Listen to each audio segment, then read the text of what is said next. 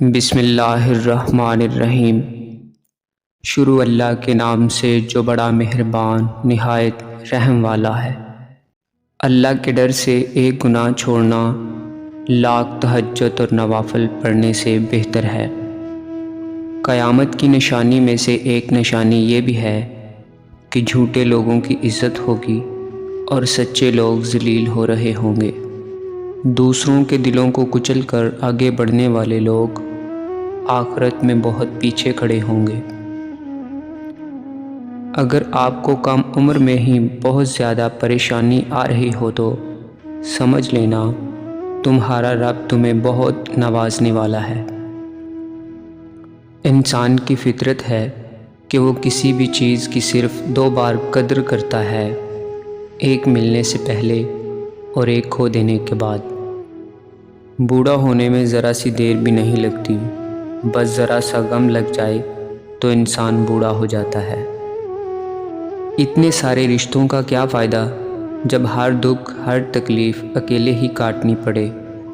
لہٰذا خود کو مضبوط کر لیں تاکہ آپ اپنا غم خود اٹھا سکیں۔ جو انسان آپ کو اہمیت نہ دے، آپ بھی اسے اہمیت نہ دو، وہ خود پریشان ہوگا۔ دوسروں سے دھوکہ کھانے والے انسان عام انسانوں کی نسبت زیادہ ہوشیار ہوتے ہیں۔ آپ کسی بھی کام کو کرتے وقت اتنا خوش نہیں ہوتے جتنا اس کو یاد کر کے ہوتے ہیں۔ جو لوگ بہت زیادہ بولتے ہیں ان کے الفاظ کی قدر بہت کم ہوتی ہے۔ جو شخص جھوٹ بولنے میں جتنا ماہر ہوتا ہے وہ دوسروں کا جھوٹ پکڑنے میں بھی اتنا ماہر ہوتا ہے۔ دوست کی بات بری لگے تو خاموش ہو جاؤ، دوست ہوگا تو سمجھ جائے گا، اور نہ سمجھے تو تم سمجھ جاؤ گے کہ وہ دوست تھا ہی نہیں۔ کبھی کبھی ہمیں کسی دوا کی نہیں بلکہ کسی کے الفاظ کی ضرورت ہوتی ہے۔ اپنے بڑوں کے مشوروں پر عمل کرو، اس لیے نہیں کہ وہ ہمیشہ سچ بولتے ہیں بلکہ اس لیے کہ انہیں غلطیوں کا زیادہ تجربہ ہوتا ہے۔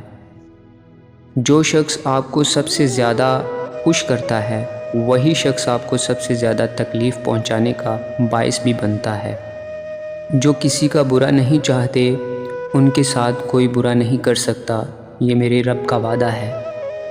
آپ کی زندگی میں پڑھی گئی ایک تہجد کی نماز پوری زندگی بدلنے کی طاقت رکھتی ہے۔ ایک غلط شخص سے ملا دھوکہ 10 صحیح انسانوں پر اعتماد کی راہ میں رکاوٹ بن جاتا ہے۔ سچ بولنے کی ہمت پیدا کریں۔ کسی بھی چیز کو جھوٹ کی ضرورت نہیں ہوتی، ایک بار جھوٹ بولنے کے بعد بار بار جھوٹ بولنا پڑتا ہے۔ دھوکہ کبھی غلطی سے نہیں دیا جاتا، یہ ایک سوچا سمجھا عمل ہوتا ہے۔ ہمیشہ خوش رہا کرو کیونکہ پریشان ہونے سے کل کی مشکلیں دور نہیں ہو جاتی بلکہ آج کا سکون بھی چلا جاتا ہے۔